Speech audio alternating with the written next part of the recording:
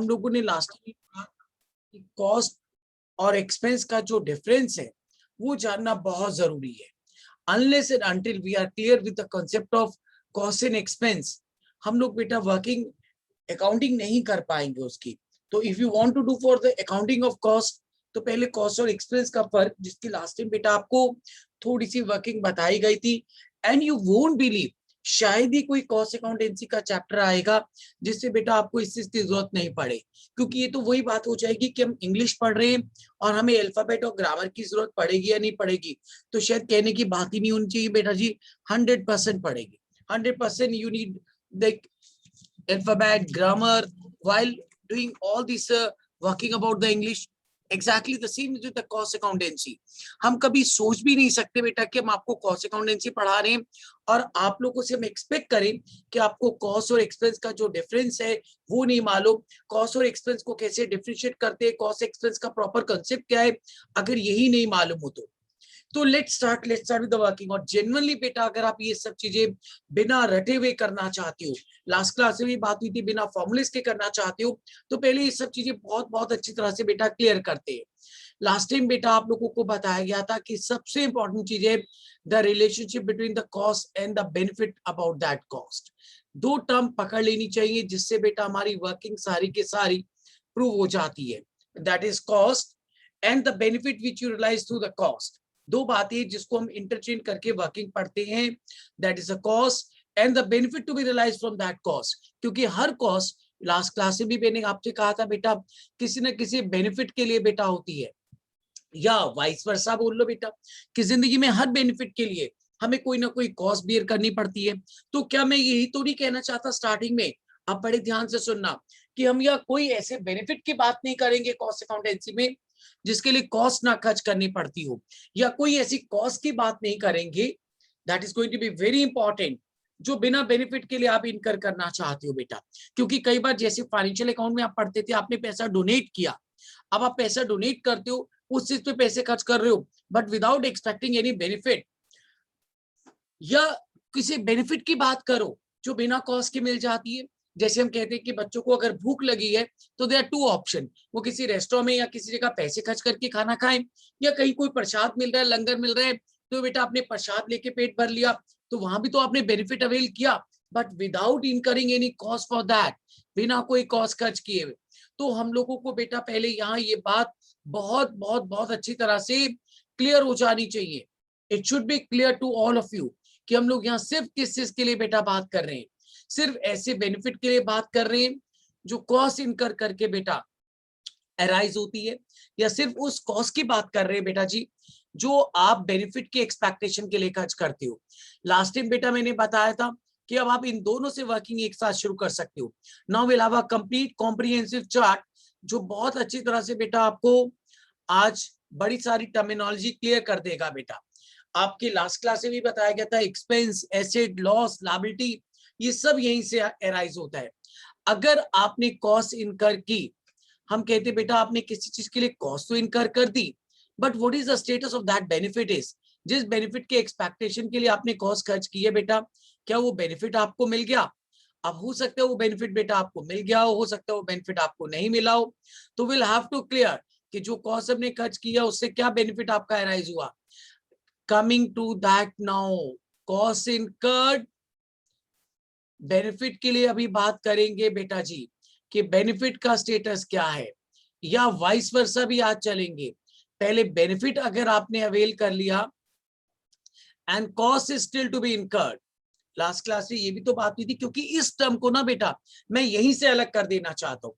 हमें इस टर्म की जरूरत नहीं पड़ने वाली, क्योंकि हम फाइनेंशियल अकाउंट नहीं पढ़ रहे, हमें एसेट की जरूरत पड़ने वाली है, अभी आपको पता लग जाएगा क्यों।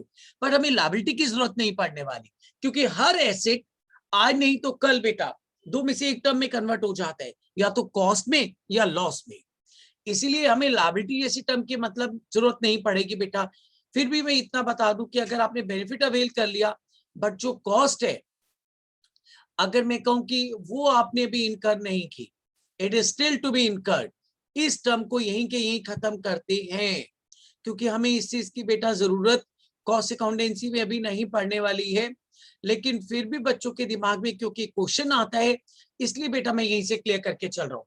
अगर आपसे कोई कहे कि आपने बेनिफिट अवेल कर लिया है, बट जो कॉस्ट है that is still to be incurred, अभी इनकर्ड नहीं की, तो this becomes a term liability for us. ये हमारे लिए बेटा एक लायबिलिटी बन जाती है।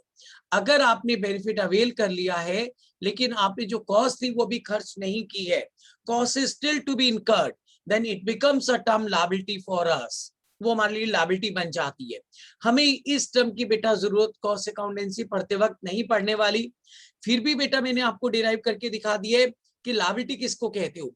लास्ट क्लास से भी जाते जाते बात हुई थी बेटा, लाइफ में जब भी आप कोई बेनिफिट अवेल कर लेते हो, लेकिन उसके लिए जो अमाउंट खर्च करना था वो भी आपने नहीं खर्च किया, क्योंकि आपको मालूम था वो बेनिफिट फ्री ऑफ कॉस्ट नहीं मिलने वाला, आपको उसके लिए कोई ना कोई कॉस्ट इनकर करनी पड़ेगी। But if you have taken the benefit but the cost is still to be incurred, it becomes a term liability. लेकिन अगर यहां से आ जाए बेटा जी हम लोग कि अगर आपने कॉस्ट इनकर कर दी है, तो अब यहां से हमें एक एक टर्म की जरूरत पड़ने वाली है। अगर आपने कॉस्ट इनकर कर दी, मैंने कहा बेटा ये कॉस्ट आपने किसी बेनिफिट के लिए इनकर की थी, जैसे लास्ट टाइम बताया जा रहा था बेटा, लेकिन आज इसको मैं पूरा डिटेल में लेके जाने वाला हूं बेटा। अगर आपने कहा कि बेनिफिट अवेल कर लिया है, अगर आपने कहा बेनिफिट अभी अवेटेड है, लास्ट क्लास से भी बात हुई थी, थर्ड स्टेटस है लॉस्ट बेनिफिट, आपने बेनिफिट खो दिया। मैंने कहा बेटा हर इंसान बेनिफिट के लिए कॉस्ट खर्च करता है, तो क्या स्टेटस है बेनिफिट का कॉस्ट खर्च करने के बाद? अगर आपने कहा sir we have lost the benefit, तो वो बन जाएगा लॉस। फिर आज इस लॉस के भी दो पार्ट बेटा बनने पड़ेंगे। आपने कहा अवेटेड, तो it becomes a term asset. फिर आज इस एसेट के लिए भी बेटा बात करेंगे कि वो बेनिफिट अनडाउटली एक लॉन्ग टर्म पीरियड तक मिलेगा, तो कैसे वो नॉन करंट एसेट बन जाएगा। अगर वो एक शॉर्ट टर्म पीरियड में जनरली करंट अकाउंटिंग पीरियड में अवेल कर लेती हो, तो कैसे वो करंट एसेट बन जाते हैं। लेकिन अगर अगर अगर हमें यहाँ पे करंट या नॉन करंट एसेट में डिफरेंशिएट नहीं करना है, हाँ इतना जरूर है कि अगर आप बेनिफिट आपका अवेटेड है बेटा, और एक लॉन्ग टर्म पर्पस तक आप उस बेनिफिट को बेटा अवेल करोगे, तो अनडाउटली बेटा वो आपके लिए एक नॉन करंट एसेट बन जाते हैं। तो मैं इसको यहीं पे दो पार्ट में डिवाइड कर रहा हूँ, that's between the non current and the current. अगर बेनिफिट एक अकाउंटिंग पीरियड तक मिल जाएगा, तो करंट एक लॉन्ग टर्म पीरियड तक, एक से ज्यादा अकाउंटिंग पीरियड तक अवेल करते हो, तो दैट इज नॉन करंट। लेकिन हर एसेट के बेटा दो स्टेटस होंगे, लास्ट क्लास से भी कहा गया था बेटा, या तो वो अवेल कर लिया जाएगा आज नहीं तो कल, या बेटा आज नहीं तो कल उसका भी बेनिफिट खो दोगे। और अवेल कर लिया बेटा, तो वो सब हमारे लिए बन जाएंगे the term revenue expense. Actually जब आप अवेल कर लेते हो बेनिफिट, तो इसी को कहा जाता है फाइनेंशियल अकाउंटिंग की टर्मिनोलॉजी में expense has become due. Last class में मैं जाते जाते बेटा आप लोगों से यही बात कर रहा था। In that case it will be considered as expense has become due. हम फाइनेंशियल अकाउंटिंग में बेटा क्यों कहते थे कि आपका एक्सपेंस ड्यू हो गया है? हम कहते थे ना expense due and paid, expense due but not yet paid, या एक्सपेंस पेड इन एडवांस। तो ये जो आप कहते थे एक्सपेंस हैज बिकम ड्यू, वो कब कहते थे? जब उस एक्सपेंस से मिलने वाला जो बेनिफिट होता था वो आप अवेल कर लेते थे। तो अगर आपने बेनिफिट अवेल कर लिया, that expense has become due. वही टर्म हमारे लिए बेटा अनडाउटली लास्ट क्लास से भी बात हुई थी, becomes a term revenue expenses for अस। आप लोगों को बेटा बहुत अच्छी तरह से मालूम होना चाहिए कि कॉस्ट और एक्सपेंस ये दो अलग अलग बातें। कॉस्ट का तो मतलब है amount incurred to get the benefit. कभी भी किसी भी चीज के लिए अगर आपने कोई अमाउंट इनकर किया बेटा, एनी अमाउंट इनकर्ड, कोई भी अमाउंट अगर आपने इनकर किया to get the benefit, if any amount has been incurred to get the benefit, that becomes a term, that becomes a term cost। आपने लास्ट टाइम मैंने एग्जांपल दिया था, machinery खरीदी, फर्नीचर खरीदा, आपने मटेरियल खरीदा, आपने अगर आपने जिंदगी में कोई भी बेटा सर्विसेज लेने के लिए या कोई भी प्रोडक्ट के लिए किसी भी तरीके का बेनिफिट अवेल करने के लिए, बस जरूरी नहीं कि बेनिफिट बेटा मशीनों से एसेट से मिलता है, अगर वो बेनिफिट इवन अगर अपने एम्प्लॉय से भी आपने लेना है, उनसे भी उनकी सर्विसेज लेनी है, आपने अपने सीए से कोई काम लेना है, आपने अपने कोई कॉस्ट अकाउंटेंट से कोई सर्विसेज लेनी है, and you have paid fees for that, अगर आपने उसके लिए अमाउंट इनकर कर दिया, तो undoubtedly that is known as the cost of service, cost of बेटा बेनिफिट टू बी अवेल्ड। आप लोग बेटा क्यों कहते हो कि अनडाउटली ये हमारे लिए एसेट है, लायबिलिटी? एक्चुअली वो फिर डिसाइड होता है अमाउंट खर्च करने के बाद बेनिफिट पे। अगर साइमल्टेनियस वर्किंग चल रही है, आपने बेनिफिट अवेल किया और खर्च अवेल करते ही साथ के साथ आपको पेमेंट करनी है बेटा, मतलब जैसे इनकर किया वैसे ही बेनिफिट अवेल कर लिया, तो that becomes a term revenue expense for अस। मैंने लास्ट टाइम एग्जांपल दिया था बेटा, स्टाफ की salary, electricity bill, telephone bill, rent, ये सब हमारे लिए, ये सब हमारे लिए क्या है बेटा? These all are the term expenses for us. ये सब हमारे लिए एक्सपेंसेस है बेटा। Why these term are the term expense for us? क्योंकि ये सब हमारे लिए अब कॉस्ट नहीं रह गया, इट हैज एक्चुअली बीन एक्सपेंस्ड। आपको बेनिफिट एक्सपायर हो गया बेटा, बेनिफिट एक्सपायर हो जाने को ही कहते बेटा अवेल कर लेना, कि you have avail the benefit. आपका जो बेनिफिट था बेटा जी, आपने वो अवेल कर लिया है। एक्सपायर्ड और अनएक्सपायर्ड दो वर्ड सुने होंगे बेटा। अगर आपका जो बेनिफिट था बेटा दैट इज एक्सपायर्ड, इसका एक्चुअली मतलब होता है कि you have taken the benefit of that thing, आपने उस चीज का बेनिफिट ले लिया है, and that's why it is known as that the expense has become expired. आपके लिए वो चीज का जो बेनिफिट था वो आपने अवेल कर लिया, तो वो बेनिफिट एक्सपायर कर गया, आपने अवेल कर लिया। जो भी बेटा बेनिफिट आपको मिलना था, you have taken that benefit, so that automatically becomes a term. वो हमारे लिए बेटा ऑटोमेटिकली एक टर्म बन जाती है, that is known as a term expense for us. Expense basically क्या है? These all are the expired benefits. अगर expired benefit के लिए बात की जाए, availed को ही हम लोग बेटा क्या कहते हैं? ये देखो बेटा, I'm just going to write down the term expired benefits. The benefit has been expired, यानी कि it has been availed. आपने बेनिफिट बेटा अवेल कर लिया है। कैसे पता लगता है बेनिफिट अवेल कर लिया है? बहुत सिंपल है बेटा, अगर वो किसी रेवेन्यू को जनरेट करने के लिए था तो you have generated the revenue. अगर आपने किसी भी तरह से कोई सर्विसेज के लिए था तो you have avail the services. तो on the basis that we decide कि what exactly that concept is, उसके बेसिस पे हमें पता लगता है कि बेटा वो हमारे लिए क्या टर्म है। तो इसका मतलब एक बात हम सबको क्लियर हो जानी चाहिए बेटा, all of us should be clear कि what is exactly mean by the term undoubtedly expense. हमारी एक्सपेंस जैसी टर्म क्या है हमें बहुत अच्छी तरह से पता होनी चाहिए बेटा, that is going to be very important बेटा।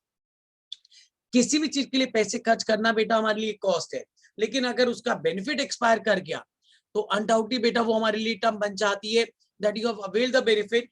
आपने वो बेनिफिट अवेल कर लिया, बट अनडाउटली बेटा अगर हम कहें कि बेनिफिट अभी अवेटेड है, लॉस्ट है, आपको पता है अगर अवेटेड भी है तो एक लॉन्ग टर्म पीरियड तक वेट करनी पड़ेगी बेटा to get the benefit of that. आप उसी को बेटा फाइनेंशियल अकाउंटिंग की टर्म में नॉन करंट एसेट कह देते हो, और अगर वो बेनिफिट एक अकाउंटिंग पीरियड में बिल कर लोगे तो अनडाउटली वो करंट एसेट बन जाता है। तो एसेट भी दो तरह के हैं। इसका मतलब है कि जैसे जैसे वो बेनिफिट हमें मिलता जाएगा वैसे वैसे वो हमारे लिए क्या बन जाएगा बेटा, undoubtedly that is going to become again expense for us. जैसे मैंने आपको लास्ट टाइम डेप्रिसिएशन का एग्जांपल दिया था, आपने कोई मशीन खरीदी, फर्नीचर खरीदा, बिल्डिंग खरीदी बेटा, these all are the awaited benefit, unexpired benefit. एक होता है बेनिफिट एक्सपायर हो जाना, एक अनएक्सपायर्ड, अभी अवेटेड है तो वो एसेट है। अब जैसे जैसे बेनिफिट अवेल करते जाते हो, मशीन को यूज करने से उसकी जितनी वैल्यू डेप्रिशिएट हो गई, फर्नीचर को यूज करने से उसकी जितनी वैल्यू डेप्रिशिएट हो गई, that is that the expense has been availed by us. हमने अवेल कर लिया तो वो रेवेन्यू। तभी हम लोग को पढ़ा हुआ है बेटा, मशीन खरीदना कैपिटल एक्सपेंस है, लेकिन मशीन का जो डेप्रिसिएशन है that is revenue expense for us, वो हमारे लिए रेवेन्यू एक्सपेंस है बेटा। इसका मतलब एक बात हम सबको बेटा क्लियर हो जानी चाहिए कि हर एसेट या तो एक्सपेंस में कन्वर्ट हो जाएगा या वो भी लॉस में कन्वर्ट हो जाएगा, क्योंकि loss benefit are basically loss. अगर मशीन में आग लग जाती है, बेनिफिट नहीं अवेल कर पाए, तो वो भी तो फिर हमारे लिए क्या बेटा जी, लॉस है। And every loss benefit is again going to be very simple, could be divided again into two different parts. That could be either normal loss or abnormal loss. आपका हर लॉस बेटा दो पार्ट में divide हो सकता है। फिर से ये जरूरत पड़ने वाली है जब आज बेटा आप चीजों को पढ़ोगे कि कंज्यूमर से कितनी कॉस्ट चार्ज की जाती है, तो बताया जाएगा बेटा जो नॉर्मल लॉस होते हैं विच इज अनअवॉइडेबल, अनकंट्रोलेबल। इतना शायद बेटा आप लोगों को मालूम होगा, जो आपके अनअवॉइडेबल लॉसेस है, जो अनकंट्रोलेबल लॉसेस है, उन्हीं को बेटा हम लोग नाम देते हैं normal loss. They all are over normal losses बेटा, वो हमारे लिए सब नॉर्मल लॉस बन जाते हैं। और जो अवॉइडेबल होते हैं, कंट्रोलेबल होते हैं, जिन्हें आप कंट्रोल कर सकते हो, जो आपकी केयरलेसनेस, आपकी गलती की वजह से होती है, they are known as abnormal loss. So loss could be normal, loss could be abnormal. अगर वो अनअवॉइडेबल है, अनकंट्रोलेबल है, तो एबनॉर्मल है बेटा। अगर वो अनकंट्रोलेबल है तो नॉर्मल है, और अगर अवॉइडेबल है, कंट्रोलेबल है, तो it becomes abnormal loss for us. इन सब चीजों की जरूरत क्यों पड़ने वाली है? बहुत जबरदस्त तरीके से बेटा। अभी देखना, ये जो एक्सपेंस है इसे भी मैं दो पार्ट में डिवाइड कर दूंगा। That's again into financial expense and non financial expense. अगर बेनिफिट अवेल किया है, लेकिन अगर ये प्रूव हो गया कि वो फाइनेंशियल एक्सपेंस है, what is mean by the term financial expense? To arrange the finance cost. अगर आपको फाइनेंसिंग की कॉस्ट अरेंज करने के लिए वो बियर करना पड़ा, तो that becomes a term financial expense for अस। आपने कोई भी अगर इन डाउट, जैसे आपने कैपिटल बोरो की, आपको इंटरेस्ट देना पड़ गया, तो ये हमारे लिए फाइनेंशियल एक्सपेंस है। मतलब बेनिफिट तो अवेल किया है, but you have arrange the benefit to arrange the cost. आपने फाइनेंस अरेंज करने के लिए कोई कॉस्ट बियर की। मार्केट में बेटा आपकी गुडविल अच्छी नहीं है, आपने डिवेंचर इशू किए, डिवेंचर डिस्काउंट पे इशू करने पड़े, तो वो जो डिस्काउंट है, that again is a financial cost for us, क्योंकि वो फाइनेंस अरेंज करने के लिए आपकी गुडविल अच्छी नहीं थी, तो आप लोगों को डिस्काउंट ऑफर करना पड़ा। So that again becomes a term financial cost for us. इन सब चीजों की कहां जरूरत पड़ेगी? बड़े स्ट्रॉन्ग वर्किंग में भी जरूरत पड़ने वाली है बेटा, क्योंकि अभी हम बात करेंगे कि हम आपको कॉस्टिंग सिखाने वाले हैं। सबसे पहले कॉस्टिंग का मतलब क्या होता है? To ascertain the cost, cost ascertain करना। लास्ट क्लास में मैंने आपसे प्रॉमिस किया था कि हम आपको costing, cost accounting, cost accountancy, ये सब सब सब सिखाने वाले हैं।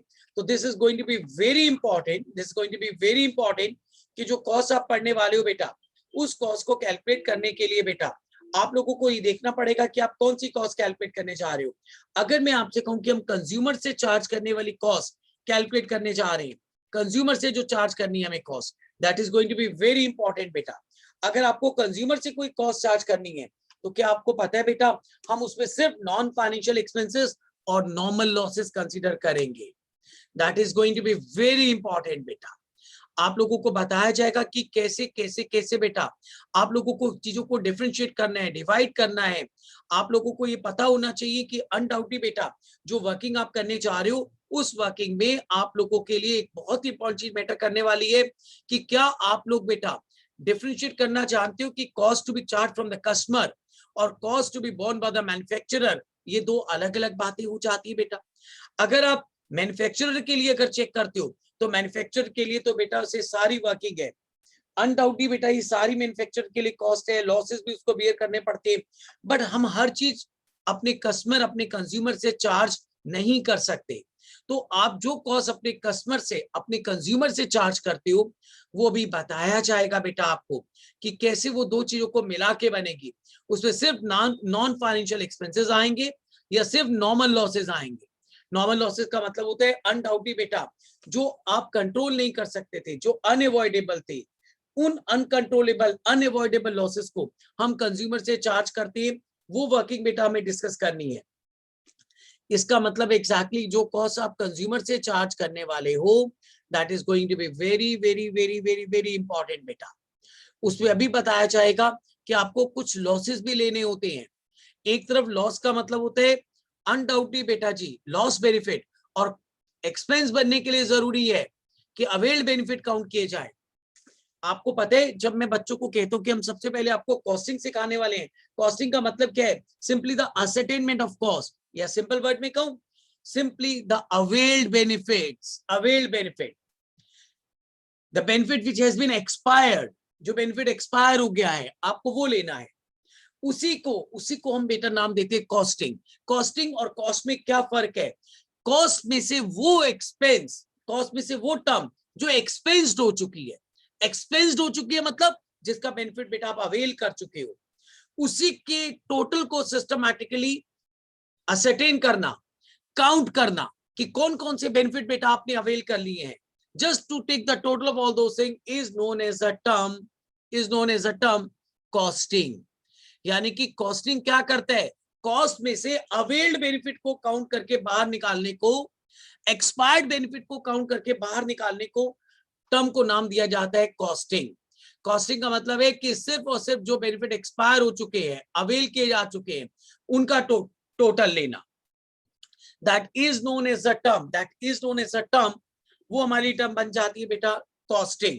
लेकिन ये कहना गलत होगा कि हम सिर्फ उसमें अवेल्ड बेनिफिट लेते हैं।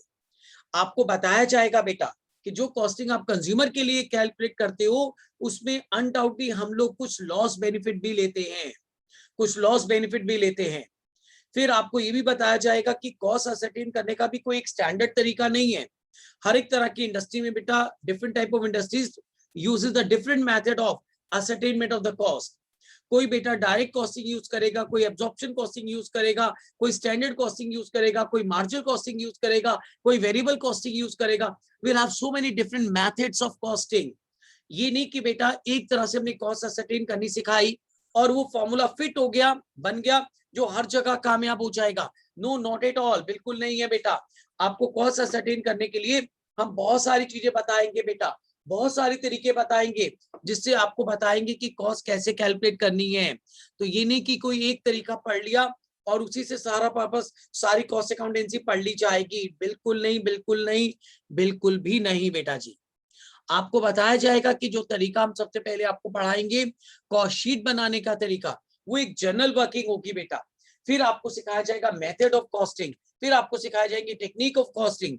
आपसे ये कहा जाएगा कि बेटा ये टर्म इतनी अच्छी तरह से, इतनी अच्छी तरह से, इतनी डिटेल में पढ़नी है, क्योंकि मैंने आपको लास्ट क्लास में ही कह दिया था बेटा, फाइनेंशियल अकाउंट का फिर भी आपका बेस होता है, आप 11th स्टैंडर्ड से पढ़ रहे हो। कॉस्ट अकाउंटेंसी का आपका पहले से कोई बेस नहीं है। You have not done even a single person working in this particular branch of the accountancy. तो इसलिए बेटा इस सब्जेक्ट की पूरी टर्मिनोलॉजी, पूरे basic, each and everything we are going to cover in this particular branch of the accountancy. Last class में भी बात हुई थी बेटा, A to Z शुरू से लेके एंड तक सब कुछ एक साथ हम आपको पढ़ाने वाले हैं।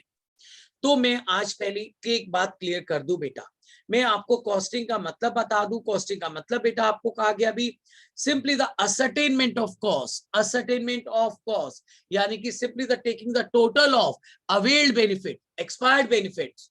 कॉस्ट खर्च करने के बाद उस कॉस्ट से मिलने वाले जो जो बेनिफिट आप अवेल कर चुके हो, simply taking the accounting of that, simply taking the total of that is known as a term costing. उसे हम कॉस्टिंग कहते हैं। यानी कि हम अवेल्ड बेनिफिट काउंट करना चाहते हैं बेटा, हम देखना चाहते हैं कि आप लोगों ने जिस जिस चीज पे पैसे खर्च किए, उनमें से कौन कौन से बेनिफिट आपने अवेल कर लिए। What kind of different type of benefits are which have been availed by you, आपने कौन कौन से बेनिफिट अवेल कर लिए हैं। तो इसका मतलब मैं ये भी नहीं कहूंगा कि simply the total of expense, क्योंकि कुछ एक्सपेंसेस हम छोड़ने वाले हैं बेटा। हम लोग कॉस्ट अकाउंटेंसी और फाइनेंशियल अकाउंटेंसी में आपको एक बहुत बड़ा फर्क बताने वाले हैं। कॉस्ट अकाउंटेंसी में जो हम कॉस्ट असरटेन करना सिखाएंगे, वो कौन सी कॉस्ट होगी, the cost which is to be charge from customer, from consumer, जो हमें कंज्यूमर से चार्ज करनी है, कस्टमर से चार्ज करनी है। We are just concern with that cost, हमें उस कॉस्टिंग से मतलब है। इसका मतलब हम फाइनेंशियल एक्सपेंस का बर्डन भी कंज्यूमर से चार्ज नहीं कर सकते बेटा। हम बड़े कॉम्पिटिटिव मार्केट में काम कर रहे हैं। दो लोग मार्केट में है बेटा, एक के पास फंड्स है, एक के पास फंड्स नहीं है। एक को फंड्स अरेंज करने की कॉस्ट बियर करनी पड़ी, एक को नहीं बियर करनी पड़ी। आपने पैसा बोरो करके बेटा बिजनेस शुरू किया, मेरे पास पैसा अपना था, मैंने अपना शुरू कर लिया बेटा। दोनों बातों में फर्क जानते हो।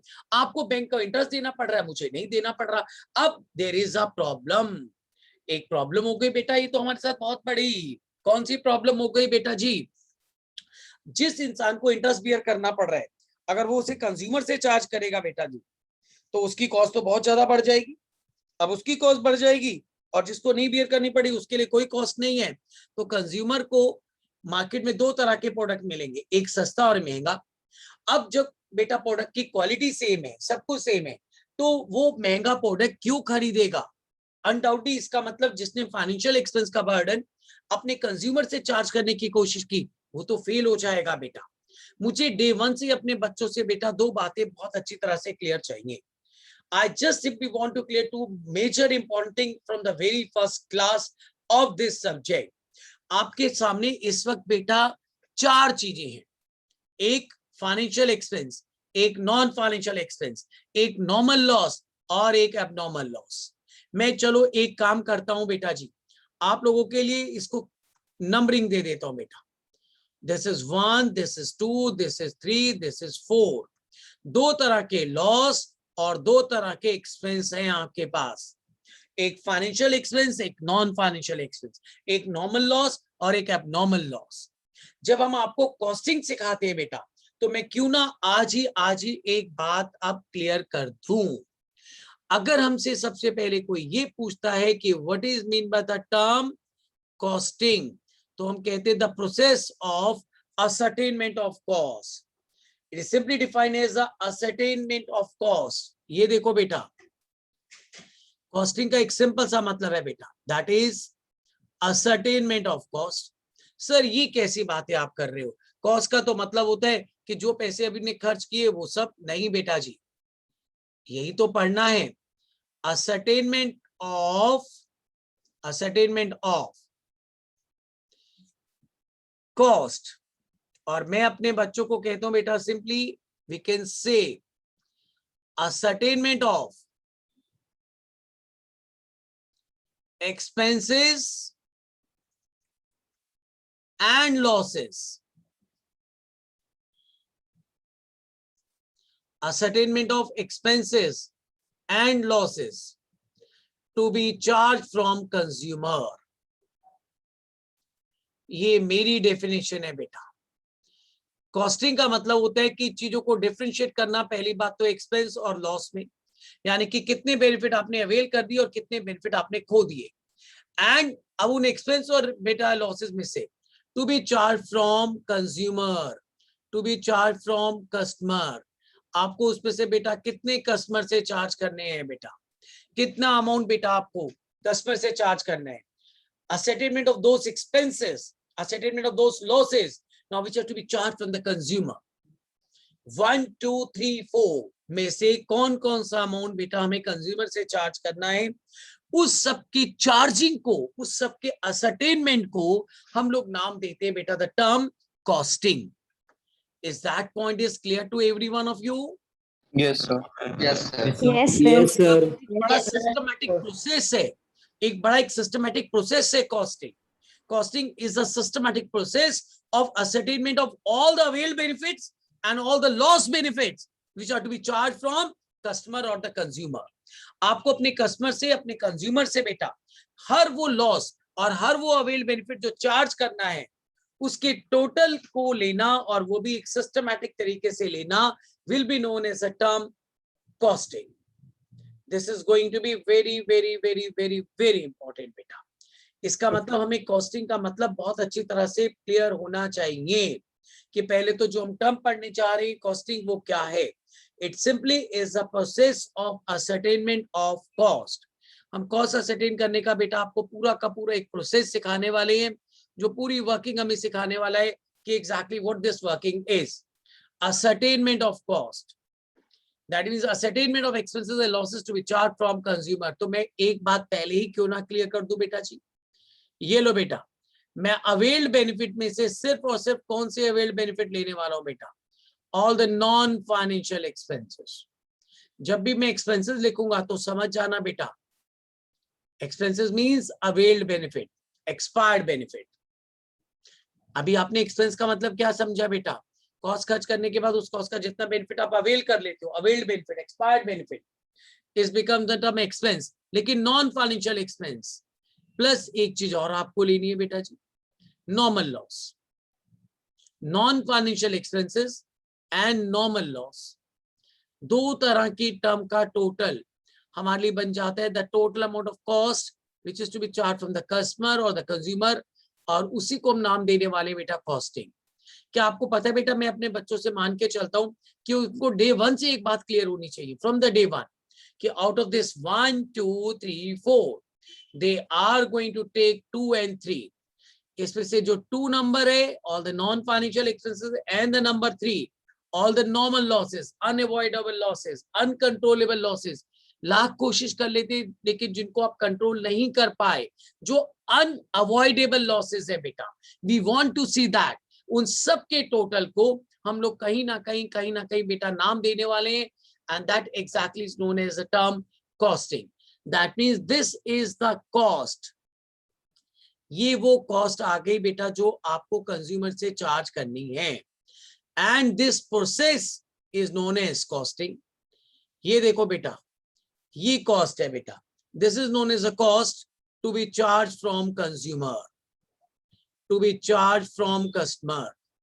ये वो अमाउंट आ गया जो हमें कस्टमर से चार्ज करना है, to be charge from customer. Is that point is clear बेटा? Yes, sir.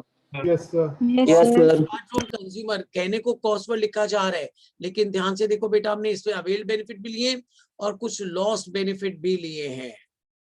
This is the term, this is the term costing, that is the cost to be charge from customer is known as, देखो so that लिख रहा हूं, इसी process को कहते हैं costing. यानी कि डिफरेंशिएट करना, छांटना, अलग अलग करना।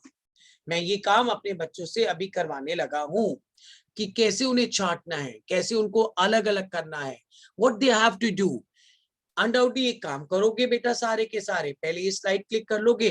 This slide, this chart is going to be very useful, very important from the very first class to the last class of this subject बेटा। ये इतना समझ में आया है बेटा जी? Yes, sir. Yes, Yes, sir. sir. Yes, sir.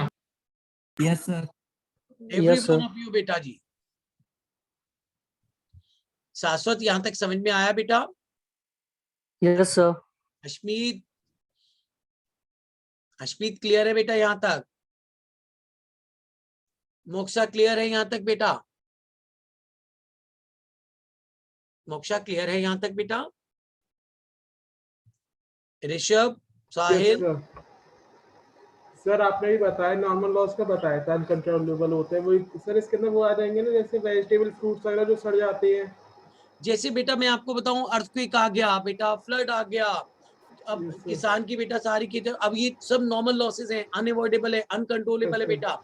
Production करते हो, मटेरियल हीट की वजह से उड़ गया थोड़ा सा बेटा, आप कोई पेट्रोलियम प्रोडक्ट यूज कर रहे थे, कुछ है बेटा, कुछ चीजें लाख कोशिश कर लो बेटा, हम लॉस अवॉइड नहीं कर सकते। लेट्स से बेटा मटेरियल आप अनलोड कर रहे हो बेटा, टैंकर से उठा के बेटा गोडाउन में ट्रांसफर कर रहे हो, कुछ एक वेस्टेज अनअवॉइडेबल है, तो वो सब हमारे लिए बेटा क्या है, नॉर्मल लॉसेस बेटा। सर ट्रांसपोर्टेशन ऑफ कोल के अंदर भी आएगा नॉर्मल लॉस में? क्या क्या बेटा जी? सर जैसे हम कोल को ट्रांसपोर्ट करते हैं, उसके अंदर थोड़ा सा खत्म ही हो जाता है सर वो। यस यस यस, वो सब बेटा अनअवॉइडेबल है। Yes sir. आप चाहोगे भी ना बेटा ऋषभ तो उसे कंट्रोल नहीं कर पाओगे बेटा, so they are uncontrollable, they are unavoidable beta, so all the unavoidable uncontrollable losses beta, they all are normal losses for us। Yes sir, thank you sir. और ये सब बेटा हम कंज्यूमर से चार्ज करते हैं, लेकिन जो हमारी गलती लापरवाही से हो वो नहीं करते। देखो मैं आपको कॉस्टिंग को कितने सिंपल तरीके से बताता हूँ। ये भी सबने क्लिक कर ली, सेकंड स्लाइड भी बेटा सबने? Yes sir. Yes, sir. तो चलिए बेटा, मैं अगर आपसे कहता हूं कि X इज अ मैन्युफैक्चरर बेटा, ये एक मैन्युफैक्चरर है, X is a manufacturer, he incurred following amounts, बहुत जनरल क्वेश्चन दे रहा हूं बेटा, ड्यूरिंग प्रोडक्शन और ड्यूरिंग मैन्युफैक्चरिंग। उसने ये सारे पैसे बेटा during the case of production, during the case of manufacturing खर्च किए। क्या क्या खर्च किया, let's see that. Material purchase ₹10,000, material consumed, that is 6,000, material lost by fire 1,000, leakage of material, material की कुछ लीकेज हुई बेटा, leakage of material, that is ₹500, which is quite, मैं लिख भी रहा हूं बेटा नॉर्मल, ये हमारे लिए बेटा नॉर्मल वर्किंग है, इज क्वाइट नॉर्मल बेटा। Wages paid ₹1,000, wages outstanding, due but not yet paid, ₹200, and let's say beta salary ₹1,200, let's say beta machinery purchase rupees 20,000. Depreciation on machinery rupees 1,000. Let's say बेटा मैं एक journal working they रहा हूँ, सब कुछ बिल्कुल बिल्कुल बिल्कुल जर्नल, ताकि पहले कुछ चीजें बेटा क्लियर हो, आप लोगों को पता लगे एग्जैक्टली क्या है बेटा। आप लोगों को एक एक चीज पता होनी चाहिए बेटा। स्टॉक ऑफ मटेरियल, इतना स्टॉक बच गया बेटा आपके पास 2500। अगर मैं आपसे कहूं find out the cost, 5 minute आपके बेटा, फाइंड आउट द कॉस्ट